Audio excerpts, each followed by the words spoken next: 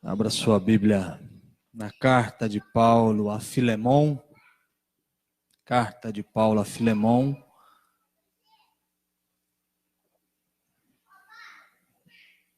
Como essa carta não tem capítulo, então são somente versos, né? Então dos versos 1 até o verso 25, não existe o primeiro capítulo. É uma carta sem capítulo. Nós estamos falando nesses 2 domingos sobre reconciliação. Semana passada nós falamos sobre uma história familiar que inicia carregada de ódio, um ódio crescente, um ódio que vai se desenvolvendo na vida de José e de seus irmãos, leva ele a ser vendido a uma caravana egípcia, trabalhar na casa de Potifar, ser acusado injustamente, e depois de 13 anos, 15 anos, ele se encontra com os seus irmãos e ele começa uma história de choro. São 7 vezes que ele vai chorar e cada choro tem um significado. E no final a história termina dizendo que ele conseguiu falar ao coração dos seus irmãos. Houve uma voz amável e uma história de reconciliação. E a história de salvação se desenvolve a partir dessa história familiar tão complexa e tão difícil. A beleza da graça e do amor de Deus está nisso, que o amor de Deus e a graça de Deus e a salvação de Deus se desenvolve em meio a histórias complicadas, difíceis, muitas vezes história que a gente não gostaria de viver. E hoje a gente vai dar uma olhada nesta carta do apóstolo Paulo a Filemon. Filemon é um amigo próximo de Paulo, que tem um carinho muito grande. É um homem com muitas posses. A igreja de Jesus se reúne em sua casa. Provavelmente, tudo leva a crer que foi o próprio Paulo que evangelizou Filemon, levou a palavra de salvação ao seu coração, e ele se converteu e se torna um líder e começa a construir a igreja no seu próprio lar. E essa é uma carta como se fosse um bilhetinho. Algumas vezes Paulo escreve uma carta sem colocar a sua caneta ali. Ele vai ditando e as pessoas vão escrevendo, como a carta de Colossenses. Mas essa é a carta que Paulo está escrevendo como se fosse um bilhete. E ela está carregada de afeto, de amor, de carinho. E ela tem um pedido de um favor. Ele está tratando de uma reconciliação entre o patrão e o empregado. Filemon é um homem com muitas posses e tem um homem chamado Onésimo, de sua profunda confiança, que trabalhava para ele, tinha um cargo de confiança e provavelmente esse homem o traiu. E se encontra com Paulo na prisão. Paulo está preso em Roma. E aí, na caminhada com Paulo, ele vai se aprofundando no Evangelho, o Evangelho vai se aprofundando nele, de tal forma que ele conta o motivo que o levou a se encontrar com Paulo. A gente não sabe se foi uma iniciativa totalmente divina, essa conspiração de Deus empurrando Onésimo, ou foi uma iniciativa que ele tem, juntamente com a disposição de Deus em conduzi-lo. Provavelmente ele conhecia Paulo a partir da relação de Paulo e Filemon, e pela proximidade que ele tinha do seu patrão.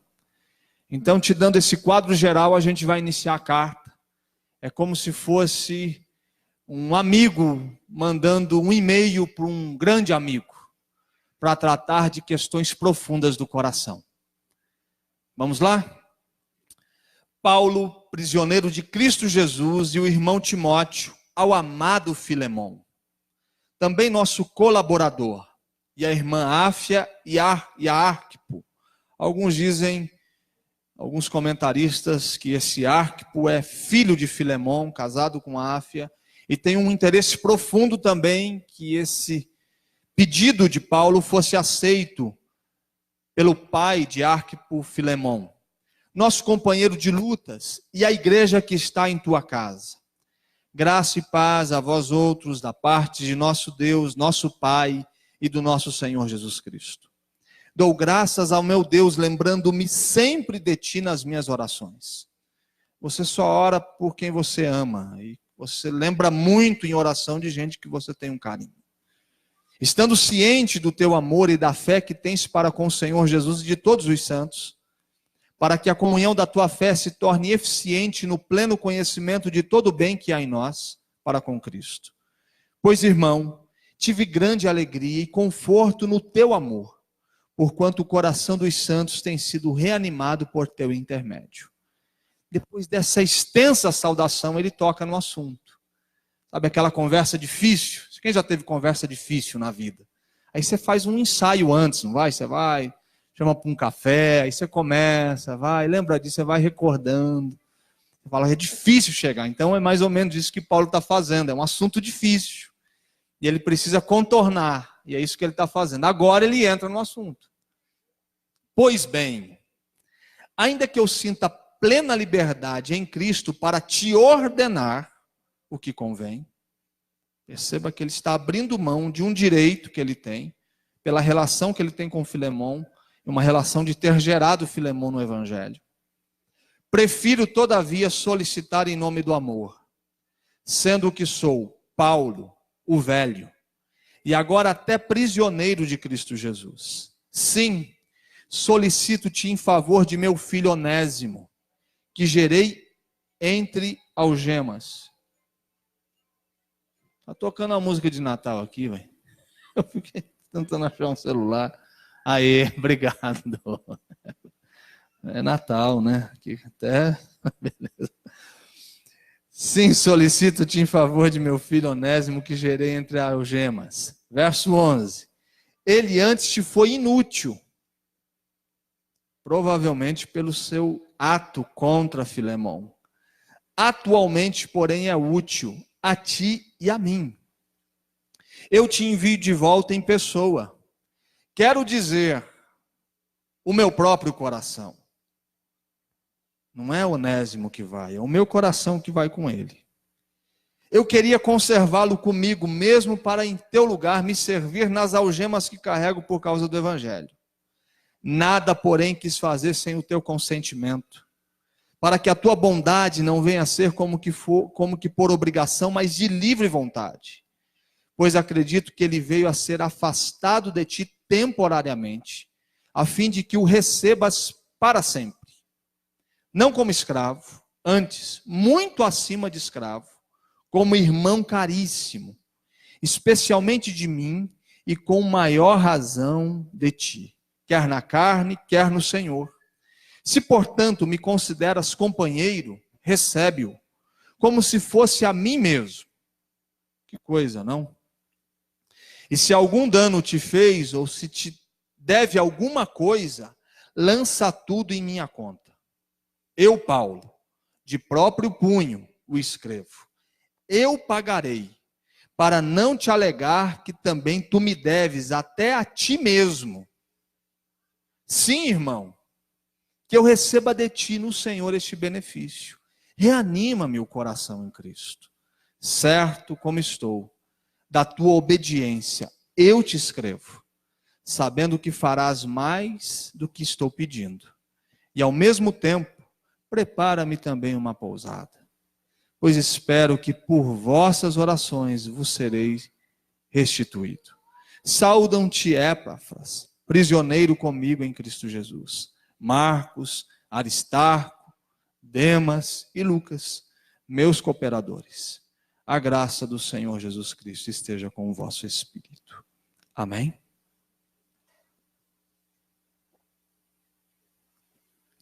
Como você percebeu, ele é um escravo de Filemão. Para que você possa ter uma compreensão melhor do termo escravo dentro da cultura romana, é uma relação de trabalho.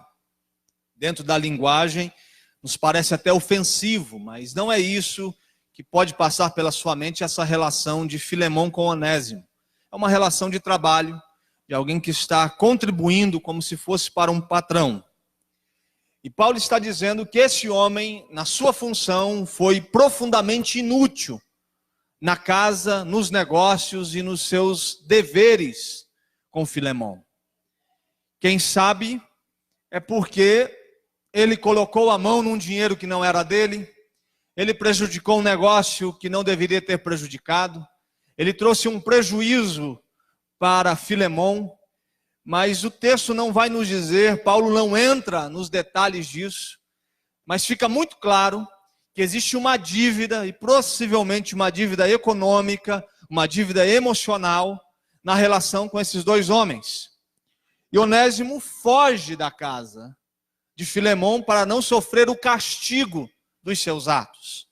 Não estar ali é uma iniciativa de fuga que ele tem. E ele vai até Roma, onde Paulo está preso, e começa a conversar com Paulo. E não há ninguém que tenha um encontro com Paulo que não tenha sido convencido a partir do Espírito Santo e da palavra do Evangelho de Cristo Jesus como poder de Deus. É interessante quando ele está escrevendo na carta aos Filipenses, depois de um tempo preso, ele escreve a carta e ele diz: os santos da casa de César vos saúdam. Homens que não eram santos, que não tinham tido um contato com o Evangelho, mas que nessa relação de cuidado do prisioneiro, foram sendo ministrados por Paulo a tal ponto de entenderem o Evangelho, se colocarem de joelho diante de Jesus e se converterem. E Onésimo se aproxima de Paulo. E à medida que ele vai se aproximando de Paulo, o Evangelho vai se aproximando dele. E ele vai abrindo o seu coração e provavelmente ele confessa o seu pecado, o seu erro a Paulo, que ele havia cometido com o seu patrão. E depois de um tempo, Paulo percebendo que este homem que ele havia gerado, ele vai dizer isso no verso 10, ele não chama Onésimo como um escravo de Filemon, ou como um amigo que aconteceu, ou de um encontro improvável que se deu na esquina. Ele vai tratá-lo com uma linguagem de afeto, da mesma forma que ele trata Timóteo, ele trata Tito. Agora ele vai tratar Onésimo do mesmo jeito que ele tratava Filemon, e ele fala: o meu filho, a quem gerei. Havia um entendimento na linguagem judaica, rabínica, que se você conduziu alguém a um novo nascimento, você é tão precioso para aquela pessoa como o pai dela. Então uma pessoa que conduz alguém ao nascimento a partir do Evangelho, se torna preciosa essa pessoa, e ela é tão especial quanto aquele que gerou. E é esse entendimento que está cercando a carta, de um homem que gerou duas pessoas no Evangelho, e agora essas pessoas devem a vida a ele. E ele pode pedir coisas difíceis. Ele vai dizer isso: eu poderia te ordenar por tudo o que eu já fiz por você, mas eu vou te pedir, em favor do amor. E aqui está o entendimento, que o Evangelho é um convite para as relações transformadas. O Evangelho é algo que explode no nosso coração e toma conta de todos os espaços do nosso ser. E transforma a nossa relação com Deus, transforma a nossa relação com a gente mesmo, e transforma a nossa relação com o próximo, e transforma a nossa relação com os nossos inimigos, e transforma as nossas relações com as pessoas que nos prejudicaram, transforma as nossas relações com as pessoas que nós não gostamos, porque isso nos incomoda.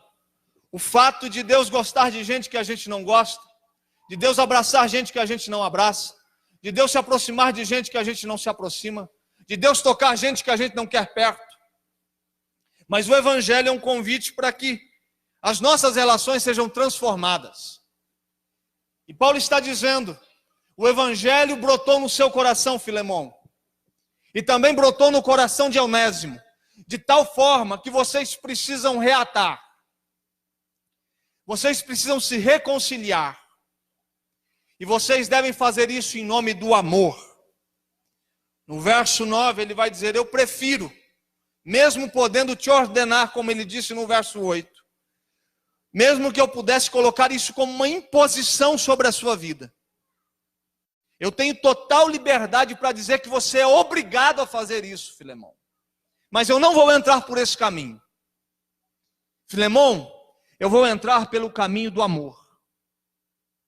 Um dom que Deus te deu, que deve ser exercido. O amor é alguma coisa que a gente faz. O amor não é um sentimento. O amor não é uma sensação. O amor não é uma palavra, uma declaração de lábios. O amor constrói algo. O amor gera uma ação. O amor produz alguma coisa. E o próprio Paulo vai nos dizer desse caminho sobremodo excelente. O caminho que todo aquele que nasceu de novo a partir do Evangelho deve pisar. Na carta aos Coríntios, capítulo 12, ele vai dizer de um caminho procurado pela igreja. O caminho do sobrenatural, dos dons, do caminho do mistério, da coisa que traz uma admiração aos olhos. Ele fala, tudo isso vocês podem procurar, mas esse caminho não é excelente. Na vida cristã e na vida do Evangelho, esse caminho é o caminho da periferia. Existe um caminho sobremodo excelente, é o caminho central. É o caminho onde os seus pés devem pisar. E eu vou mostrar esse caminho. E ele vai dizendo que é o caminho do amor. E ninguém conseguiu definir amor como Paulo. E é em nome do amor que a gente reconstrói nossas relações. É em nome do amor que a gente aproxima, que a gente toca, que a gente ama, que a gente olha nos olhos, que a gente perdoa. É em nome do amor que a gente rasga as promissórias emocionais que a gente está carregando na nossa pastinha, guardadinho ali. É em nome do amor que a gente pega tudo isso e joga no lixo. É em nome do amor que a gente pega as cédulas de dívidas emocionais que a gente teria o direito de cobrar. E a gente diz, ó, isso daqui está anulado. Porque eu compreendi a profundidade e a riqueza do amor de Deus em meu coração. E eu gostaria de ler com você, na primeira carta aos Coríntios, capítulo 13, o que é o amor. Ele começa dizendo, eu vou mostrar para vocês um caminho sobremodo excelente. E aí ele começa a dizer que caminho é esse. Verso 1, fale as línguas dos homens e dos anjos. Se não tiver amor, serei como o bronze que soa ou como um símbolo que retine. Ainda que eu tenha o dom de profetizar e conheça todos os mistérios e toda a ciência. Ainda que eu tenha tamanha fé a ponto de transportar montes, se não tiver amor, nada serei. E ainda que eu distribua todos os meus bens entre os pobres, e ainda que entregue o meu próprio corpo para ser queimado, se não tiver amor, nada disso me aproveitará. O que é o amor, Paulo? Qual o sentido do amor? O amor é paciente. O amor é benigno. O amor não arde em ciúmes. O amor não se ufana, não se ensoberbece. O amor não se conduz inconvenientemente. Não procura os seus interesses. Não se exaspera. Não se ressente do mal. O amor não se alegra com a injustiça, mas regozija-se com a verdade. O amor tudo sofre. O amor tudo crê, o amor tudo espera, o amor tudo suporta, o amor jamais acaba. Esse é o caminho de gente que anda com Deus. A gente não relativiza as nossas relações, a gente não diminui o perdão, a gente não diminui o próximo nas nossas vidas, a gente não trata de maneira inadequada o que as pessoas produziram diante de nós. Mas a gente vence todas essas coisas em nome do amor. E Paulo está dizendo, a tratativa, o contrato para reatar a relação de vocês não vai ser de quem deve ou quem não deve. Não vai ser de quem tem direito ou quem não tem. Vocês vão ter que tratar as questões da vida de vocês e da separação de vocês a partir do amor. E isso é um caminho extraordinário, impossível de ser experimentado pela força humana, pela capacidade que você tem. Isso só pode ser experimentado, desfrutado e vivido a partir da graça de Deus, da força do Evangelho na nossa alma. Ninguém consegue viver de forma plena e profunda o amor e entregar isso para os devedores da sua vida, se não tiver com as suas raízes profundas fincadas no Evangelho de Jesus Cristo. A outra coisa que eu percebo é esse homem que diz para Filemão que esse caminho deve ser experimentado porque ele já está maduro bastante para entender como as questões de conflito da vida devem ser resolvidas. Quando ele fala Paulo velho, alguns dizem que ele está entre os seus 50 a 65 anos. Não que você que esteja nessa idade seja um velho. É Paulo que está se considerando assim, não é? Senão daqui 10 anos eu já estou no empurra não, né? Não empurra não. Mas ele está dizendo. E ele está usando essa maturidade para dizer, amigo, recebe o homem.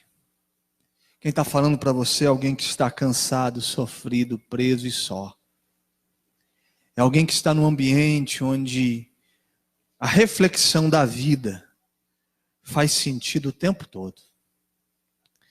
Eu pregava esse mesmo sermão pela manhã e dizia que essa fotografia de Paulo é uma afronta ao que a igreja evangélica pensa sobre ser bem-sucedido espiritualmente.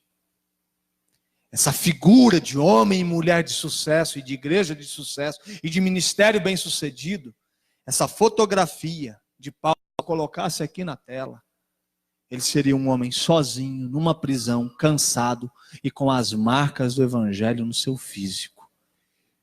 Quem sabe eu colocando essa foto, falava, o que vocês veem nesse homem? Você diria que um homem que fracassou na vida. Um homem que não foi bem-sucedido. Foi um fracasso nas suas tentativas. Porque o ser bem-sucedido no evangelho é contra a cultura e o entendimento do nosso tempo. Então é esse homem, nesse ambiente hostil, está dizendo, faça com que a maturidade que eu tenho experimentado e exercido seja a maturidade que toca o seu coração. E aprenda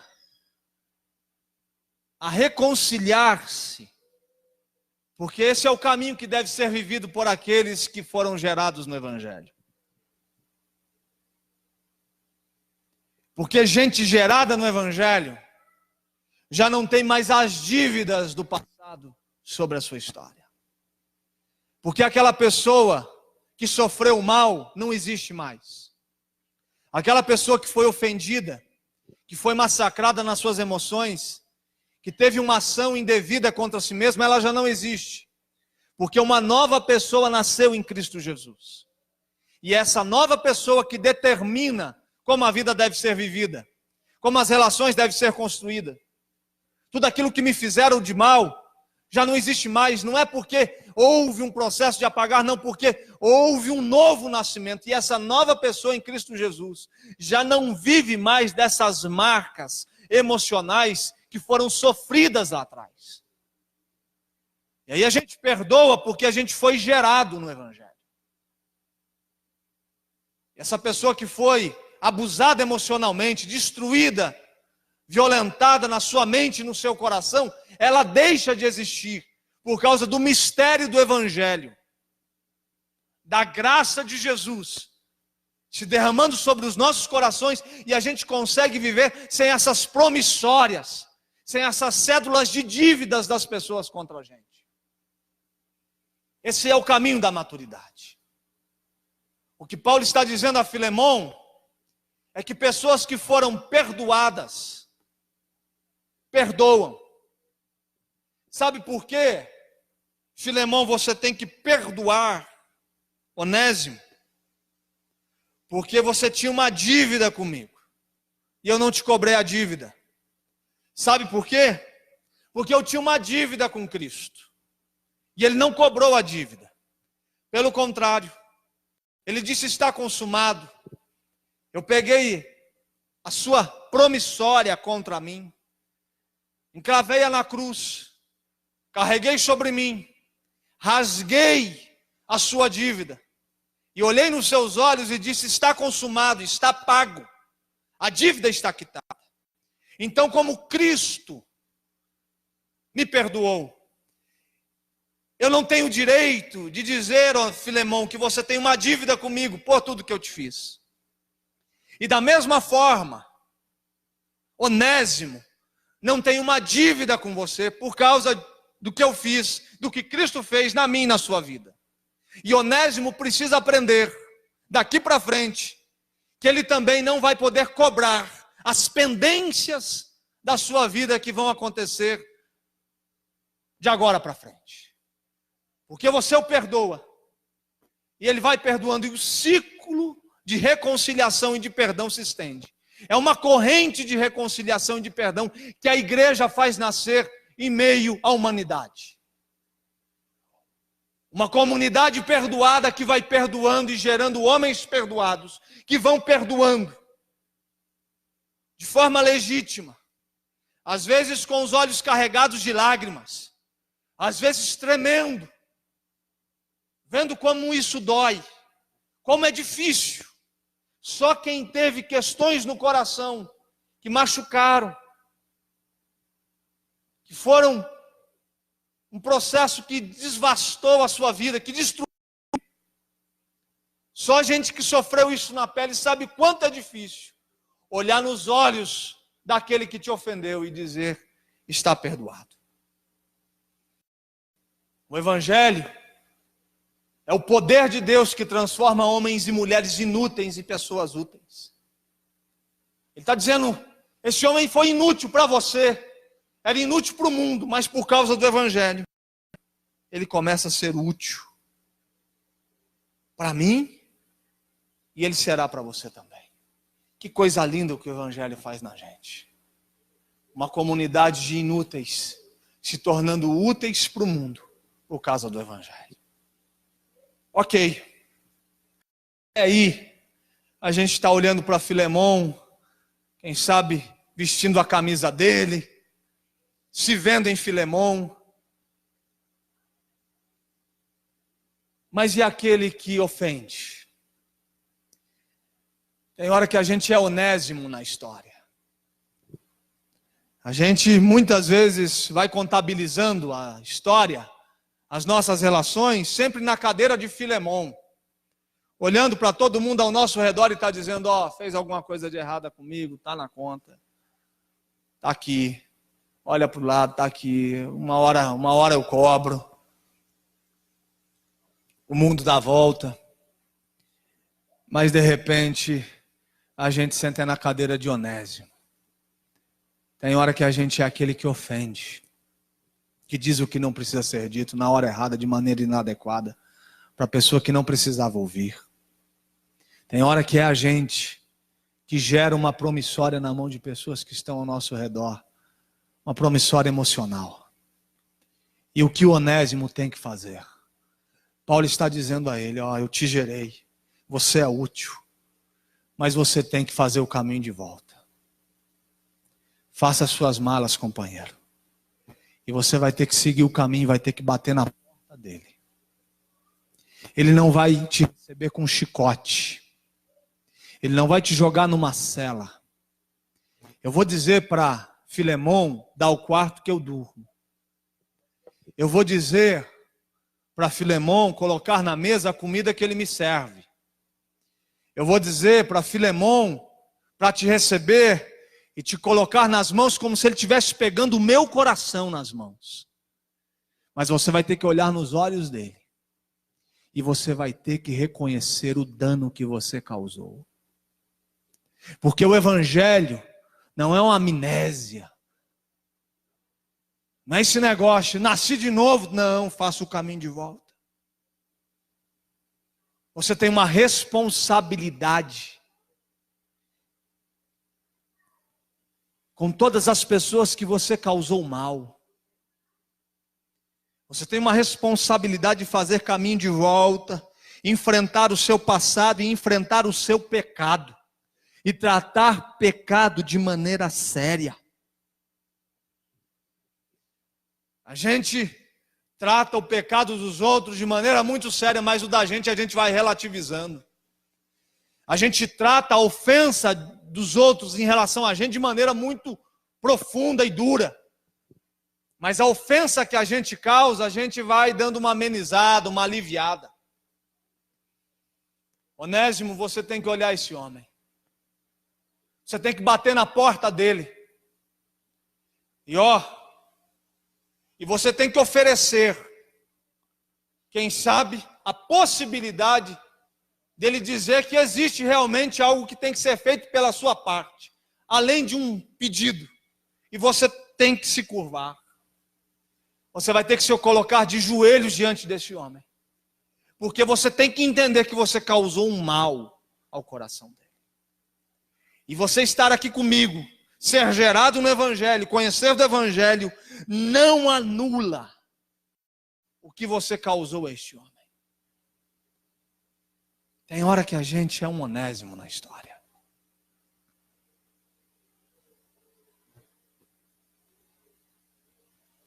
Teve um dia que eu agi de uma maneira muito indelicada com uma pessoa. Estava numa roda de amigos, tomando uma refeição, e sorrisos e brincadeiras. E tem hora que a gente exagera no tom da brincadeira, e a gente é indelicado e irresponsável, e a gente machuca. E tinha uma moça divorciada na mesa, e eu fiz uma brincadeira muito indelicada. Eu fui mal educado, eu fui desproporcional. E aí teve um dia que eu estava em um encontro para pastores e líderes, e naquele dia alguém estava pregando e disse: quem sabe você, como pastor, ajudou alguém a viver mais longe do Evangelho. No momento que ele disse aquilo, aquela imagem daquela noite saltou na minha mente. E eu falei: eu preciso pedir perdão para essa pessoa. E eu liguei para ela. E falei: eu queria te pedir perdão por aquele dia. Eu fui indelicado. Eu te ofendi. Eu falei o que não devia. E eu machuquei o seu coração. Ela falou: você está perdoado. E nunca um pastor havia me pedido perdão até hoje. Tem hora que eu sou um Filemão na história. Mas muitas vezes eu sou um Onésimo. E a questão é que eu só posso exigir o melhor do outro quando eu entrego o melhor de mim. Tem hora que a nossa régua para medir o outro é sempre elevada, mas a régua nossa, das nossas ações, é baixa. A gente faz o pior e exige o melhor. Para você exigir o melhor do outro, você tem que fazer o melhor de si. Você não tem o direito de exigir mais do outro, menos do que você tem feito e se entregado. Se você quer ser perdoada ou perdoado em grau elevado, você tem que aprender a perdoar em grau elevado. Se você quer uma disposição relacional das pessoas ao seu redor, de amor, você tem que ter uma disposição relacional elevada. Você pode exigir muitas coisas do seu filho e da sua esposa, de quem vive com você, mas você tem que se entregar muito mais do que você exige. O problema da nossa sociedade, da nossa cultura, é que a gente vive como cliente do universo, olhando para todo mundo e exigindo um tratamento que a gente entrega nivelado por baixo, mas a gente exige um tratamento nivelado por cima. E o que Paulo está dizendo a Onésimo é o seguinte: você, para exigir alguma coisa de alguém, você precisará fazer alguma coisa que vai te exigir muito. Você vai ter que sair daqui. Eu poderia te segurar neste lugar, foi isso que ele está dizendo. Você viu ali nos versos 14 a 17, você me é útil, eu tenho total liberdade para ter você aqui, você me é útil, você está fazendo um belo trabalho, eu já estou te conhecendo, eu sei quem você é, mas existe um homem, e eu não posso fazer com que este homem se sinta prejudicado pela sua presença aqui. Então você tem que fazer um caminho elevado, Onésimo. Você tem que sair daqui e olhar nos olhos desse homem. E você precisa pedir perdão a ele. Isso é história de reconciliação. Isso é história do Evangelho. Isso é história que a gente tem que viver na nossa vida. A gente tem que viver. E tem hora que ser ou viver e experimentar de um grau elevado é viver uma escada que desce e não que sobe.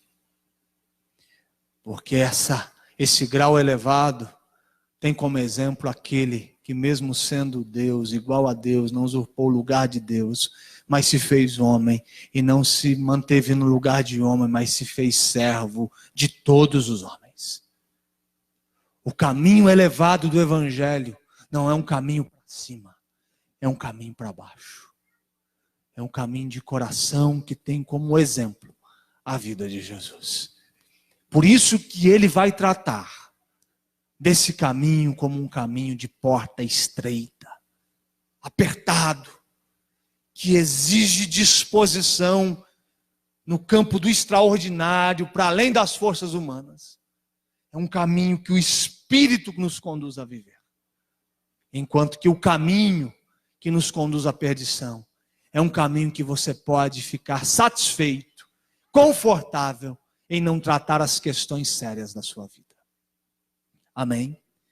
Que o Senhor reconcilie histórias de Filemons e Onésimos nesta igreja. Eu não sei se você é Filemon, aquele que foi prejudicado. Eu não sei se você é um Onésimo, aquele que prejudicou. Mas o Evangelho está dizendo que você precisa se reconciliar e apagar todas as pendências, porque isso já não te pertence mais, porque aquele que sofreu esses problemas está crucificado na cruz de Cristo e uma nova pessoa nasceu para a glória de Deus. Amém?